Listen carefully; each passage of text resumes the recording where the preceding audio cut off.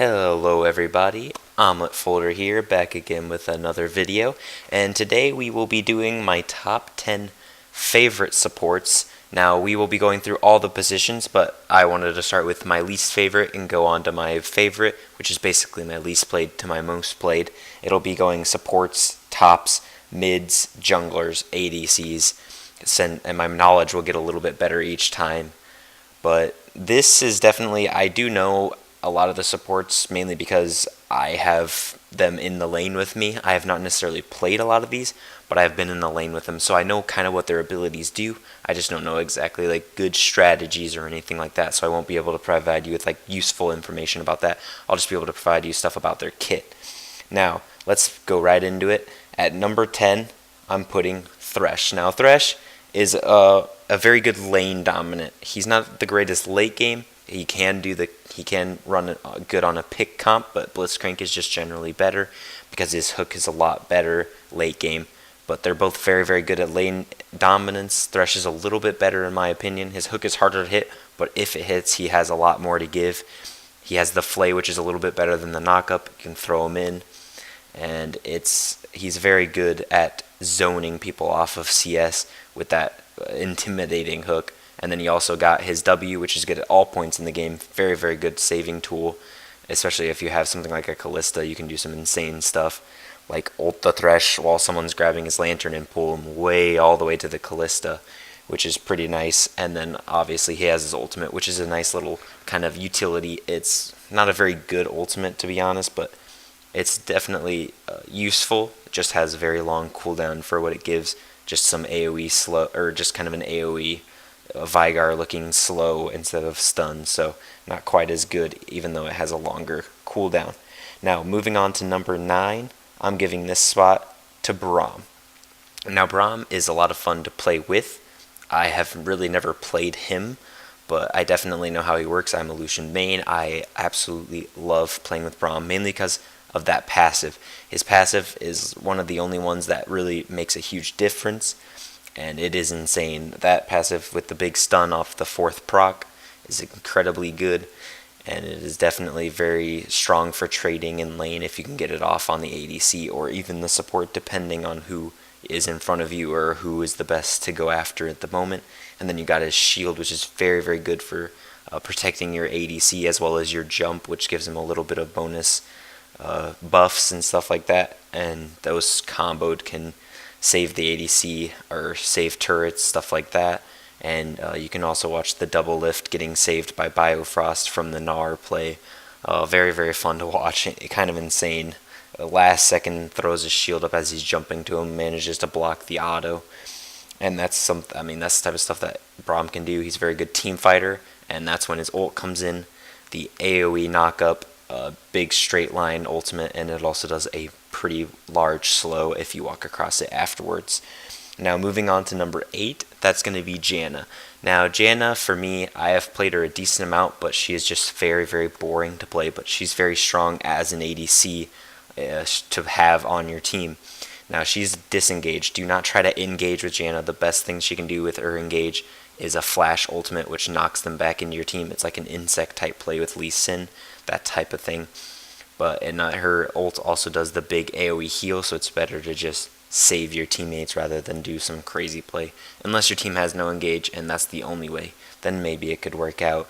She also has the big slow on her W, and her passive gives her a lot of speed, so she can catch up to people, slow them down, and then maybe hit them with her Q, her tornado. But her Q is definitely better for disengage. It's a nice fast boom, get it off, and disengage someone off of your ADC, and then throw your E or your shield on them and give them the bonus AD, the big buff to that shield, or give them basically a bunch of health, and it works out very well. She's very good for disengaging, hard to get onto the ADC when she's sitting right next to them, covering them, especially with that. Also, that knockback on her ult can do the same thing as her Q, but even better. Now, moving on to number 7, it's going to be Taric. Now, Taric, I also have really never played, but I have played with him. He has the kind of good heal and shield. Those two combined are decent, but not the greatest things ever. They're kind of like Alistar with his heal. They're kind of just in the moment, maybe save you and maybe win you a trade, but they're mostly just for like passively gaining health a little bit faster than what the enemy would be able to do. And then the shield is obviously kind of pretty good for like in the fight, give you a little bit extra health kind of to block out the damage.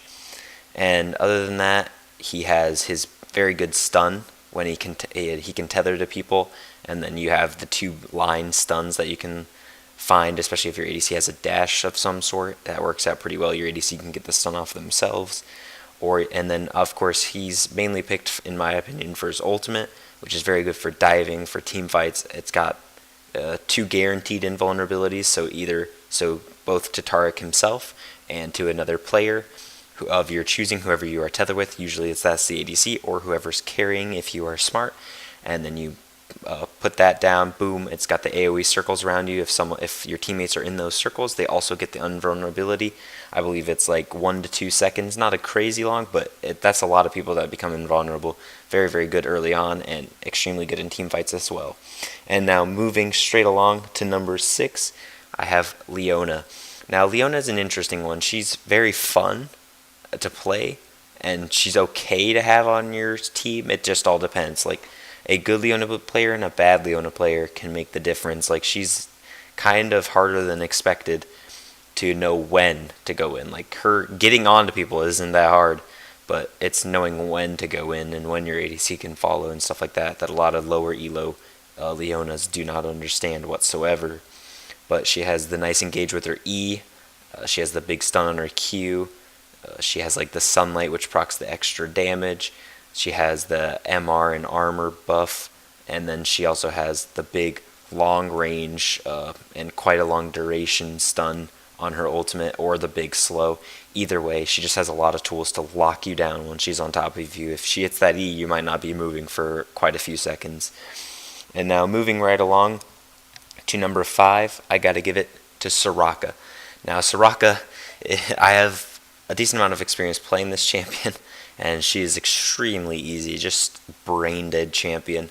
But she's very, very strong. Not very fun to play, but she's very strong. She has the AoE silence, which is pretty nice, which also turns into an AoE snare, but usually it's not going to get the snare unless they're just sitting on top of it, which is kind of a boosted animal play.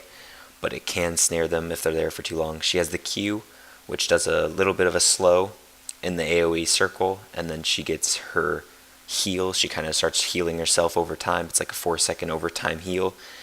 Not very strong, but it's just kind of slowly gets her some health, which allows her to do her main thing, which is heal. She's definitely the big healer. Everyone knows that. Her W is extremely strong.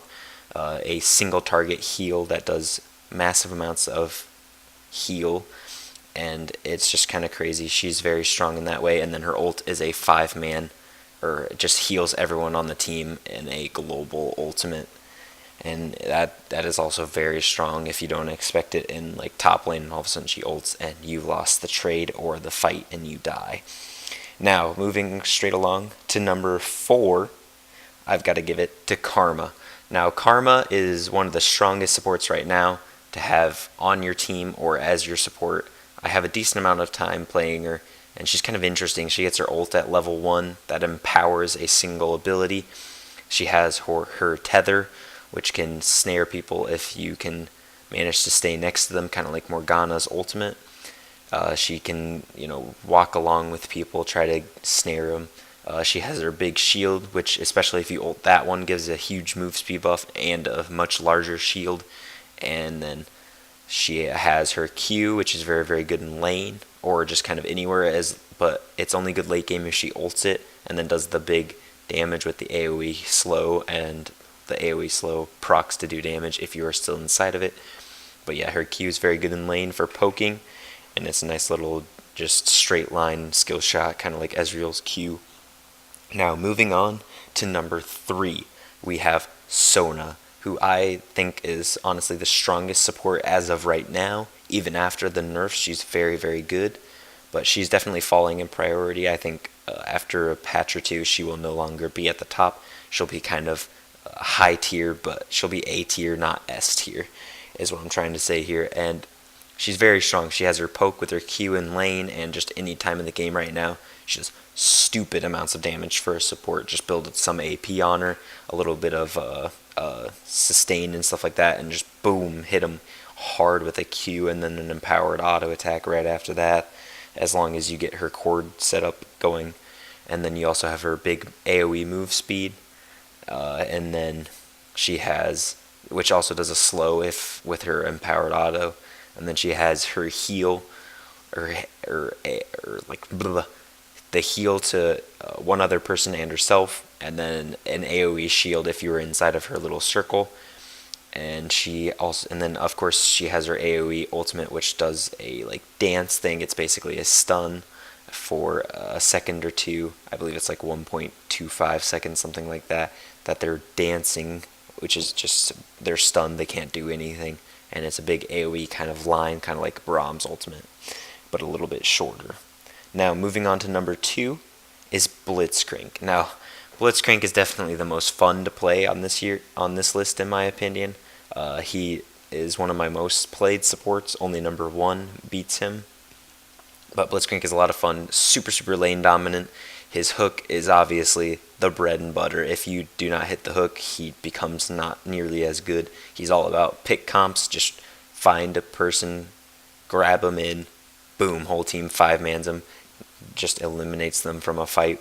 And then he also has his knock-up, his ult for silence, and that's just to keep them locked down. His W is a nice move speed that can allow you to maybe get away from someone or get on top of someone and get close enough to hook or knock them up, and then your hook can be used if they manage to dash away or something. And then of course his ultimate can also be used for wave clear if need be. It's a very good wave clear, and it's only like a 30-second, 28-second cooldown, something like that, with no CDR. But moving on to the number 1 support, my most played support, I had him nearly level 5, but just under level 5, is Alistar. Now Alistar is a very fun support in my opinion. He has super good engage late game. His WQ combo, they made it even easier, and it's very good in lane as well, especially for someone like Caitlyn. You can just pop a trap or Jinx, throw traps, get him locked down for a while. He has a small heal, which is good for denying CS from the enemy. You can heal your own minions and make their CS or make their last hit not work. And you can also heal people passively. It's not very good in an active fight, but it definitely helps. And then his ultimate, which is a big part of his kit, is very good for diving and also for being a good engager, a almost unkillable engage tool if you're building full tank, which is what you should do. Maybe a little bit AP like Rod of the Ages, or something like that, but mostly tank. Become a super tanky engage, get on top of someone, just basically do not die whatsoever, and then get your cooldowns back eventually, and just stay right next to people. Use your summoners, like get on top of them, just be there for your team. Try to tank up as much skill shots as you can while you are there. But yeah, that is my 10 favorite supports. Let me know what you think down in the comments. Let me know who your favorite support is. Let me know what your favorite roles are. Maybe you love support. I don't know. You can maybe bash me for not having Morgana in this list, which is kind of surprising, I bet. But yeah, just get active in the comments. If you enjoyed the video, like and subscribe if you want to stick around.